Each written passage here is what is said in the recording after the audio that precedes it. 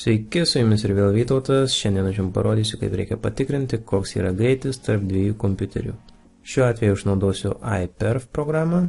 Ją galima gauti iš iperf.fr svetainės. Jinai yra nemokama.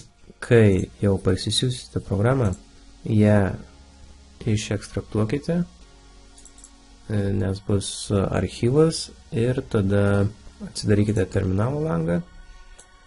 Ir jums reikės nukeliauti į tą patį katalogą, kur yra ši programa. Taigi, mano atveju yra C-iperf. Aš command prompte nukeliavau į C ir iperf. Tada antrame kompiuteryje mums reikės padaryti tą patį. Matome, čia yra Windows 7 virtuali mašina. Taip pat parsisiunčiame iperf. Atsidarome command promptą, cmd ir nueiname į tą patį katalogą, kur yra iperf. C-iperf W7. Tada vienas kompiuteris, šiuo atveju Windows 7, bus serveris, o kitas bus klientas. Norint, kad šis kompiuteris taptų serveriu, įrašome iperf-s.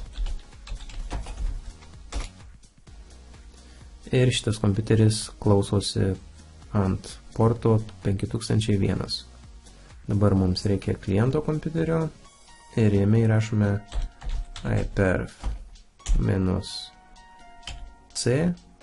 ir šio kompiuterio, serverio kompiuterio IP adresą, kuris yra 192.168.0.14. Ir spaudžiame Enter. Ir matome, vyksta duomenų siuntimas. Kadangi šie abudu kompiuteriai yra ant to pačio kietojo disko, tai aš šiuo atveju pratęsiau savo kietojo disko greitį. Antrą testą padarysiu su savo telefonu.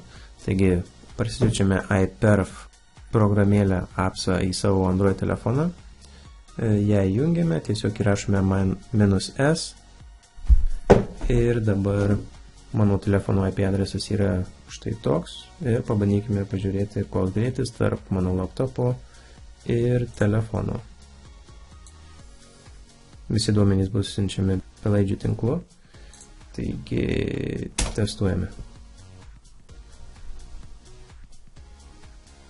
Matome, kažkas bus netoli 20 megabitų per sekundę. Ir šiuo atveju iperfas 21 megabaitą per 10 sekundžių nusiuntė 18,1 megabito per sekundę greičiu. Taip pat galime įrašyti -r, kas reiškia, kad mūsų greitis bus matuojamas iš šio kompiuterio į telefoną ir iš telefono į šį kompiuterį. Nepamirškite, kad viskas įvyksta lokaliame tinkle Wi-Fi pagalba. Taigi, testuojame.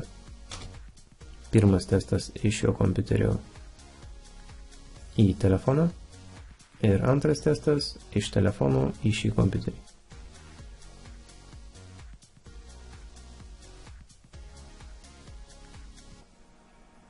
Šį kartą testo rezultatus gavome šiek tiek mažesnius, tad jeigu norite gauti kuo tikslesnius rezultatus, siūlyčiau šį testą pakartoti keletą kartų. Tai štai tiek, tikiuosi, kad ši pamokėlė buvo jums naudinga. Jeigu turite klausimų, palikite juos komentaruose, nepamirškite paspausti like ir subscribe. Iki.